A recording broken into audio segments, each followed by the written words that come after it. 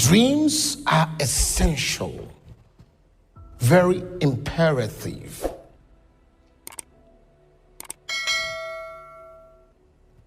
And if you desire to be effective in the world of dreams, then you ought to learn how to abide in him and he in you. Because often you will be transporting into the world of dreams. Because that is where God speaks to his people.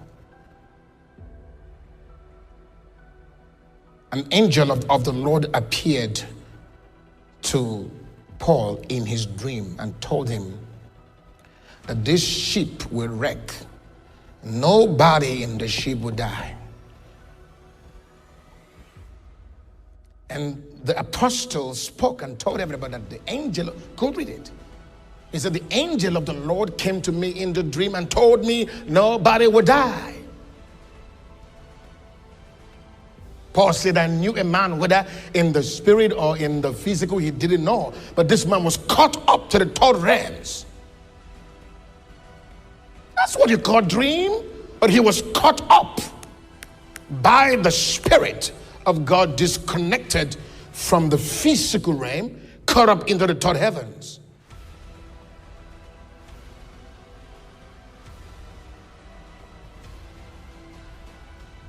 Today we enjoy the book of Revelation.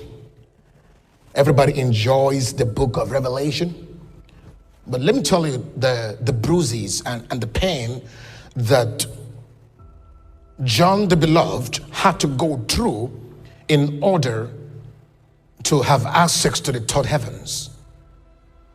The Bible recorded that he was wounded, pierced.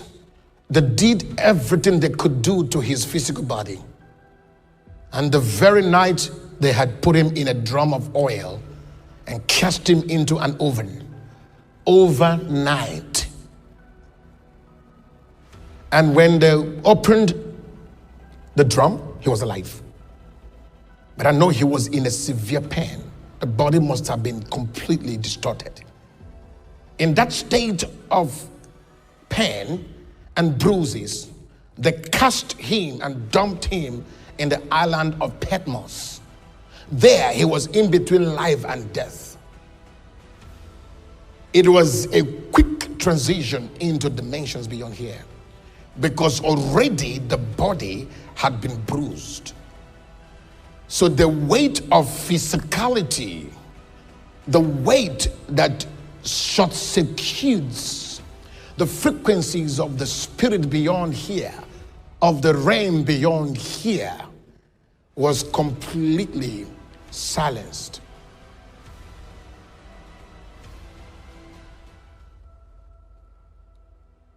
So John could not have free transition into the realms that is beyond this place. You know, it takes a man like me to fish out certain truths.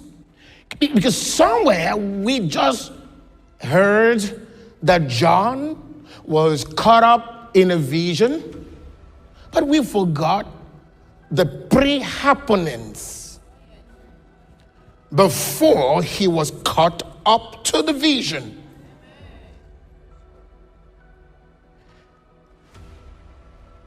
Stephen was stoned. Stones were coming from left and right. In that state of bruises, pain, hitting his face, boom, brain, boom. Do you know how many people that stoned Stephen? There were too many of them. You think that there was no pain? There was pain, brother. It was hitting him, and immediately he went unconscious. It was in that state that he beheld Jesus standing.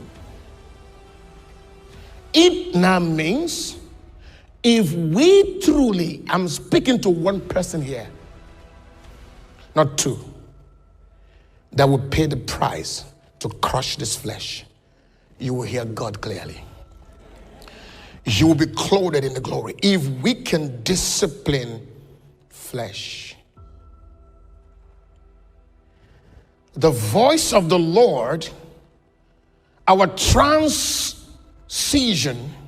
into the dream world will become clearer.